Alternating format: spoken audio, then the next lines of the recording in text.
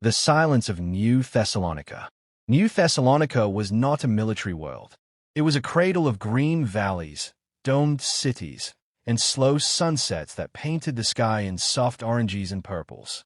Settled just 80 years ago, it was a symbol of peace, an Earth-backed colony meant to show that humanity could build, not just conquer.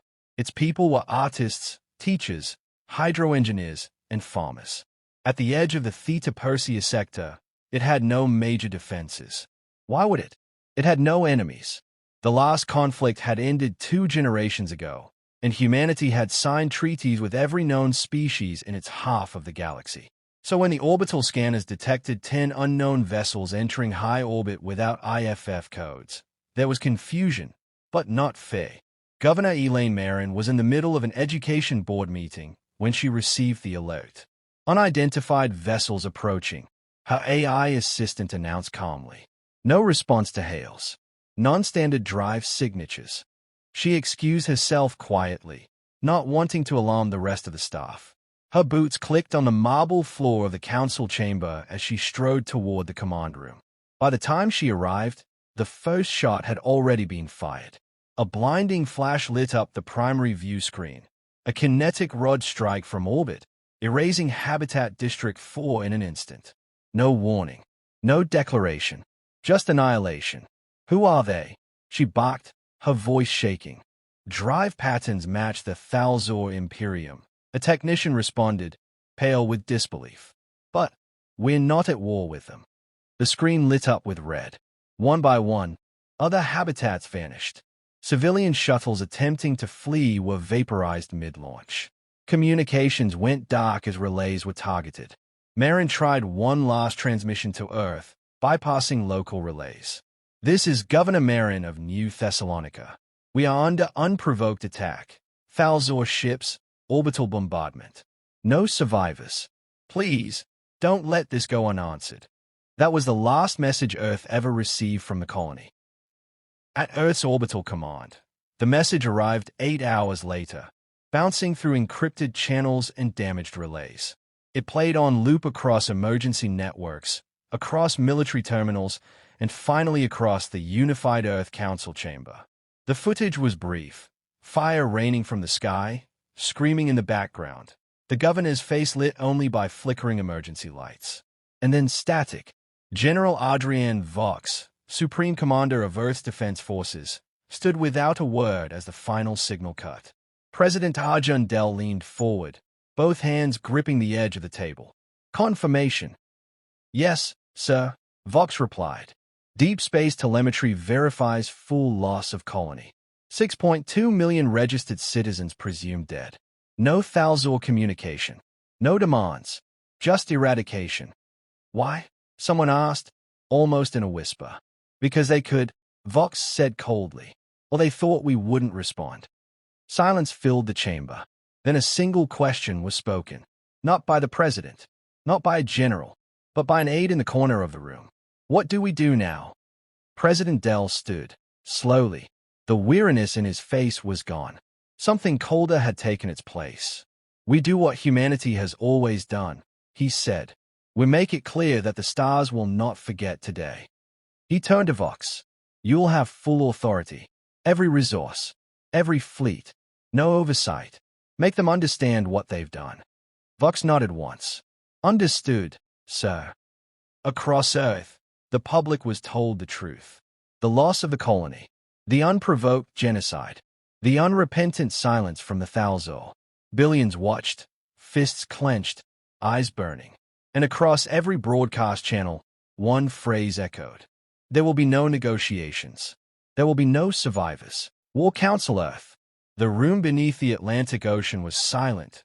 Thick, cold silence that pressed against the steel walls like the weight of the water above. Oceanus Prime, Earth's subterranean war command, had not been fully activated in over a century. Built during the final years of Earth's great continental conflicts, it was the last relic of humanity's capacity for total war.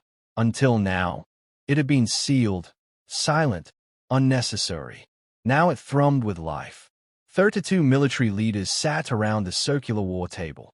Every branch of Earth's global defense was represented, from orbital fleet marshals to cyber commandants. At the center stood General Adrienne Vox, her uniform black, unadorned, save for the crimson star pinned to her collar. On the main display, a rotating 3D model of the Jaron Prime system spun slowly. 5 planets, 3 moons, 1 yellow star. Vox raised her voice, cutting through the murmurs. This is where we end them. No one objected. No one even shifted. She gestured to the display. Jaron Prime, core world of the Thal'Zor Imperium, home to 3 billion military fleet yards, biolabs, strategic command. This is their center of gravity. Admiral Koji Takeno, fleet logistics chief, cleared his throat. We don't have the numbers to wage a prolonged campaign, General. They outgun us system by system. Vox nodded, which is why we won't give them time to use their numbers. We won't strike their borders. We won't play by their doctrine. We go straight to the heart, destroy it, and make sure no other species in the galaxy questions what happens when you touch Earth. There was a moment of hesitation in the room. Not fear, caution. These were not warmongers. They had spent decades guarding peace. But peace had been broken. Vox tapped a command into the console. A second hologram appeared, a sleek black torpedo-like object encased in containment fields. Project Final Dawn, she said. Experimental weapon developed with singularity compression technology. Powered by dark matter lattice. Never used. Never tested. Its output will collapse a main sequence star. Gasps rippled through the room. Admiral Takeno spoke again, more quietly now. You're suggesting we destroy their sun? No, Vox said, eyes hard. I'm stating it. They ended a colony. We will end a system. Some stared at her in disbelief. Others, with grim approval. And a few simply nodded. Those who understood the new language Earth would now speak. Vox turned to President Dell, who had joined via encrypted hololink from Geneva. You understand what this means, Mr. President. We won't be striking a military target. We'll be ending a civilization. Dell met her eyes across the distance. They didn't just kill our people. They made a statement. Now we return it in kind. 3 days later, Earth's largest war fleet in history assembled above the moon.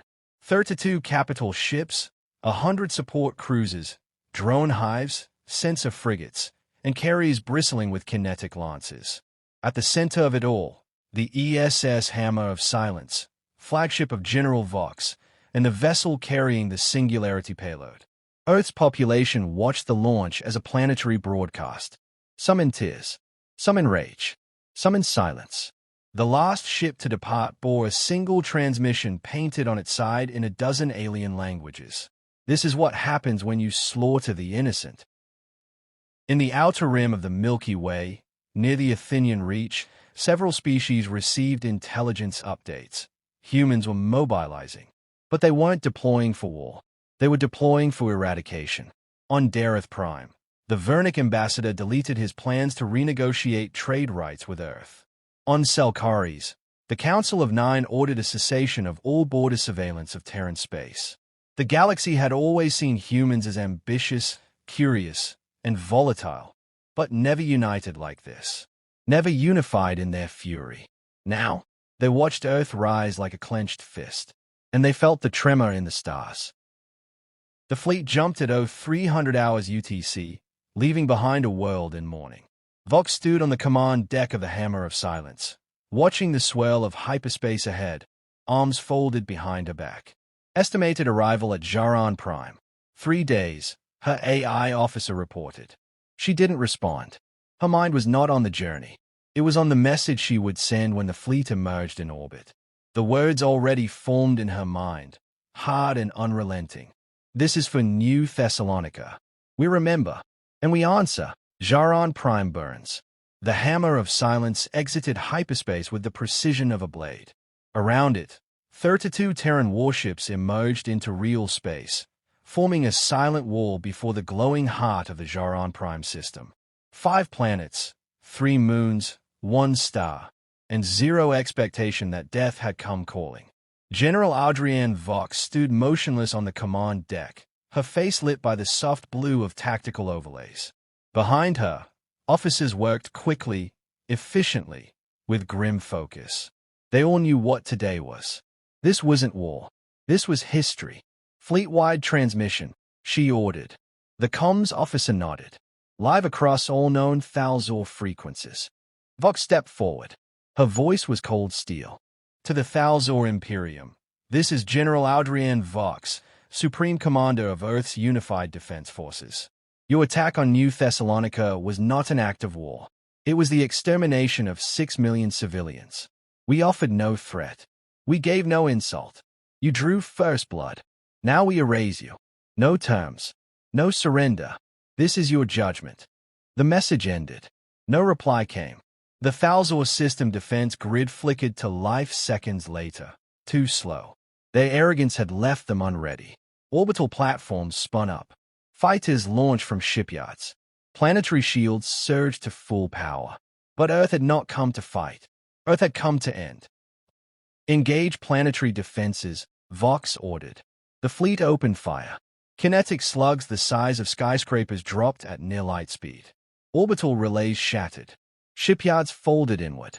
Defense platforms burst like glass under a hammer. Within 2 minutes, Jaron Prime's orbital perimeter was dust and flame. Thal'Zor warships scrambled to intercept, forming a wedge around their capital planet. Sleek, curved, and armed with plasma lances, they rushed to meet the Terran fleet. Vox watched silently. Deploy counterwave. No close quarters. The Second Dawn and Vengeance Trail fired saturation barrages of intelligent torpedoes, each one programmed to chase, predict, and detonate inside enemy engine cores. 14 Thal'Zor capital ships exploded in unison. Debris rained on their own fleeing population centers. Status on the payload? Vox asked. The science officer turned, pale-faced, fully armed. Singularity collapse system initialized. Targeting Jaron's star. Vox nodded. Release the Stellar Reaper. The hammer of silence's underbelly opened, and a shimmering object descended. A black cylinder the size of a transport vessel, wrapped in containment fields glowing with deep purple light. It drifted out into space, silent, undisturbed. The Reaper began its approach toward the star at the center of the system. At first, it appeared harmless. But then the space around it began to warp. Light bent unnaturally. Sensors went blind. Gravity shifted. ETA to star ignition. 14 minutes, came the report. The Terran fleet began withdrawal protocol. Jump trajectories calculated in advance, preloaded with failsafes. Even a second's delay in escape meant death. But the Thal'Zor did not flee. Their pride wouldn't allow it. Their leaders refused to believe humans would go that far. They had always seen humanity as disorganized, emotional, too soft to wield true power. Even as Jaron Prime's skies darkened, even as their sun dimmed unnaturally, they held formation. They believed Earth was bluffing, until it wasn't. At minute 12, the Jaron star convulsed. The light bent inward. A wave of gravitational energy pulsed out, ripping atmospheres off planets, tearing ships in half, distorting orbital paths. The sun collapsed, not in fire, but in silence. The heart of the system fell into itself, dragging everything with it. Jaron Prime, capital of the Thal'Zor, began to tear at the seams. Oceans lifting into the sky, tectonic plates shearing, cities sliding into space. The voice of the Thal'Zor Emperor finally transmitted in panic, in rage, in fear. You monsters! This is genocide. Vox stayed at the transmission, then quietly responded. You started it. She cut the signal. 30 seconds before singularity completion, the last of the Terran fleet jumped out. The hammer of silence was the last to leave, its engines tearing a hole through subspace as the system's sun imploded. Behind them, a void opened, a silent sphere of nothingness where once a civilization stood. 3 billion gone. A system unmade. Back on Earth, a black screen was broadcast galaxy-wide. No music, no words, only a text message in Terran Standard across every channel. New Thessalonica has been avenged. Let all who hear remember. We do not strike first, but we end what you begin. The message to the stars. A week after the annihilation of Jaron Prime, the galaxy held its breath. News of the event spread faster than light, carried on encrypted diplomatic relays, whispered in the halls of power, projected on screens across alien metropolises. Every major civilization had a name for it now. The collapse, the judgment, the Black Day. But one word was shared in every language: Earth. The Thal'Zor Imperium was gone. Not defeated, not conquered, erased. Its name scrubbed from history as though the universe itself had pressed delete. On Earth, there were no celebrations, no parades, no speeches of triumph. Instead, a global day of silence was declared. For New Thessalonica, for the 3 billion lost in vengeance, for the line humanity had crossed and could never uncross. General Adrienne Vox returned in silence. The hammer of silence docked over Earth orbit, its hull scarred, its system strained, but its mission complete. The fleet remained on high alert, but there was no threat left to face. A private chamber awaited her in Geneva, where President Arjun sat alone. No guards, no aides, just two people who had unleashed the storm. "You understand what you've done?" he asked, voice weary. Vox nodded. "We showed them. We taught them that we are not prey." Del leaned back. "And now they fear us." "Good," Vox said. Del shook his head. "No, they fear what we'll do next. They fear we might become the thing we just destroyed." She didn't answer. He didn't press. Some things were beyond words. In the galactic core, the Union of Independent Species, a loose diplomatic assembly once seen as a hollow formality, now surged with activity. Emergency meetings were called, sanctions debated, containment efforts proposed, but there was no consensus, because deep down, every delegate knew, if Earth could destroy Jaron Prime, it could destroy them, too. Some called for alliances. Others whispered of preemptive action, plans to isolate Earth, sabotage its fleets, contain its expansion. But none dared to act first, because in the vacuum left by the Thal'Zor, humanity now loomed like a force of nature. Elsewhere, on a derelict mining colony orbiting Virex 3, a child sat alone in a narrow escape pod. Her skin was smooth and violet, her eyes golden. She was Thal'Zor, one of the very few off-world survivors.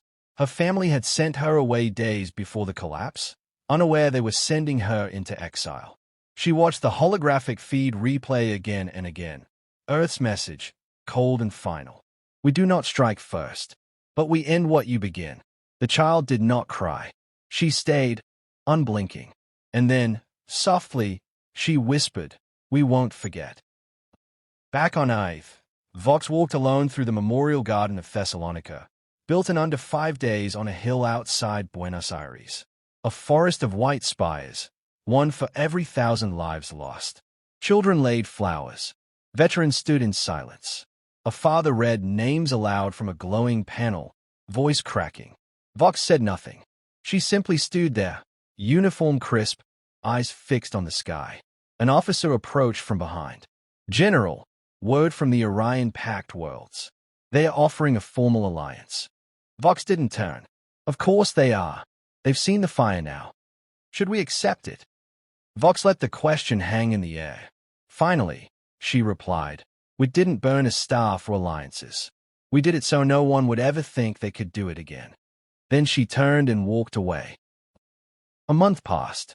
Then, too, Earth resumed its exploration missions, but no colony was ever left undefended again. Every new settlement carried orbital cannons. Every freighter had gunships on escort. And every species in the galaxy, friend or foe, treated humans with a new kind of diplomacy. Cautious, careful, respectful, because the rules had changed. Humanity had always sought peace, but now all knew what price came with disturbing that peace. And in the black silence of space, etched into the void where Jaron Prime had once burned, a beacon pulsed every 6 hours. Here ended a war. Here ended a people. Let none forget why.